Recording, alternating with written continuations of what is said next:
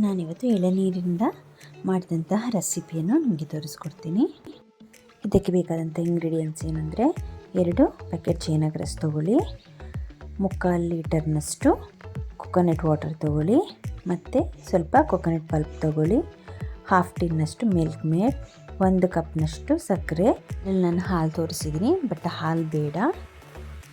2 pack ಚೈನಾಗ್ರಾಸನ್ನು ನೀರಲ್ಲಿ ಸ್ವಲ್ಪ ಹೊತ್ತು ನೆನೆಸಿಡಿ. ಒಂದು ಪ್ಯಾನ್ ತಗೊಂಡು ಅದಕ್ಕೆ 1 ಕಪ್ನಷ್ಟು ಸಕ್ಕರೆಯನ್ನು ಹಾಕ್ಕೊಳ್ಳಿ. ಹಾಕಿ ಚೆನ್ನಾಗಿ ಸ್ವಲ್ಪ ಹೊತ್ತು ಮಿಕ್ಸ್ ಮಾಡ್ಕೊಳ್ಳಿ.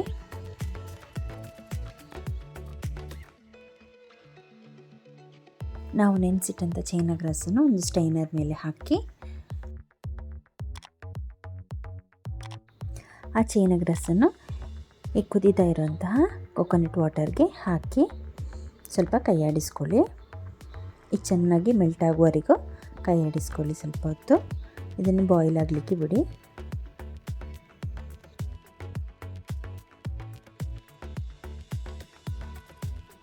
ಈಗ ನೋಡ್ಬೋದು ಚೆನ್ನಾಗಿ ಬಾಯ್ಲ್ ಆಗ್ತಾ ಇದೆ. ಚೈನಾಗ್ರಾಸ್ ಎಲ್ಲ ಕಂಪ್ಲೀಟಾಗಿ ಮೆಲ್ಟ್ ಆಗಿದೆ. ಗ್ಯಾಸ್ ಫ್ಲೇಮ್ನ ಆಫ್ ಮಾಡ್ಕೊಳ್ಳಿ. ನೆಕ್ಸ್ಟ್ 2 ಸ್ಟೀಲ್ನ ಪ್ಲೇಟ್ ತೊಗೊಳ್ಳಿ. ಫೈಬರ್ ಬೇಡ, ಯಾಕೆಂದರೆ ಬಿಸಿ ಇರೋದ್ರಿಂದ ಸ್ಟೀಲ್ ಪ್ಲೇಟಿಗೆ ಹಾಕ್ಕೊಳ್ಳಿ. 2 ಪ್ಲೇಟ್ ತೊಗೊಂಡು ಅದಕ್ಕೆ ಇನ್ನೊಂದಕ್ಕೆ ಅರ್ಧದಷ್ಟು ಕೊಕೊನಟ್ ವಾಟರನ್ನು ಹಾಕ್ಕೊಳ್ಳಿ. ನಾನಿಲ್ಲಿ ಅರ್ಧ ಕಪ್ನಿಂದ ಸ್ವಲ್ಪ ಜಾಸ್ತಿನೇ ತೊಗೊಂಡಿದ್ದೀನಿ. ಅದನ್ನು ಒಂದು ಡಿಫ್ರೆಂಟ್ ಶೇಪಲ್ಲಿ ಕಟ್ ಮಾಡ್ಕೊಂಡಿದ್ದೀನಿ. ನೀವು ಯಾವ ಶೇಪಲ್ಲಿ ಕಟ್ ಮಾಡ್ಕೊಳ್ಳಿ. ಅದಕ್ಕೆ 2ರಿಂದ 3 ಸ್ಪೂನ್ನಷ್ಟು ಮಿಲ್ಕ್ ಮೇಡನ್ನು ಸೇರಿಸಿ ಚೆನ್ನಾಗಿ ಮಿಕ್ಸ್ ಮಾಡ್ಕೊಳ್ಳಿ. ಈ ಮಿಕ್ಸ್ಚರನ್ನು ಕೊಕೊನಟ್ ವಾಟರ್ ಇದೆಯಲ್ಲ ಅದಕ್ಕೆ ಸ್ವಲ್ಪ ಸ್ವಲ್ಪವೇ ಹಾಕ್ತಾ ಬನ್ನಿ.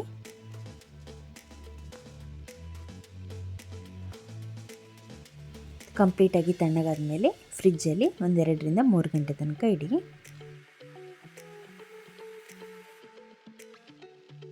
ನೆಕ್ಸ್ಟ್ ಇದನ್ನು ನೀವು ಯಾವ ರೀತಿ ಬೇಕೋ ಆ ರೀತಿ ಕಟ್ ಮಾಡ್ಕೊಳ್ಳಿ. ನಾನಿಲ್ಲಿ ಕ್ಯೂಬ್ಸಲ್ಲಿ ಕಟ್ ಮಾಡ್ಕೊಂಡಿದ್ದೀನಿ.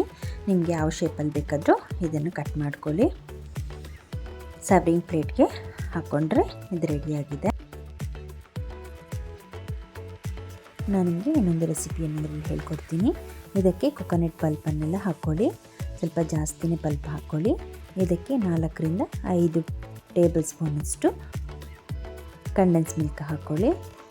ಇದನ್ನು ಸ್ವಲ್ಪ ತರಿಯಾಗಿ ರುಬ್ಕೊಳ್ಳಿ. ಯಾವುದೇ ರೀತಿಯಂತಹ ಕೊಕೊನಟ್ ವಾಟರ್ ಆಗಲಿ ಅಲ್ಲ ಬೇರೆ ವಾಟರ್ ಆಗಲಿ ಹಾಲಾಗಲಿ ಮಿಕ್ಸ್ ಮಾಡಬೇಡಿ. ನಾವು ನೆಕ್ಸ್ಟ್ ಚೈನಾಗ್ರಾಸನ್ನು ಹೀಗೆ ಕ್ಯೂಬಾಗಿ ಕಟ್ ಮಾಡ್ಕೊಳ್ಳಿ.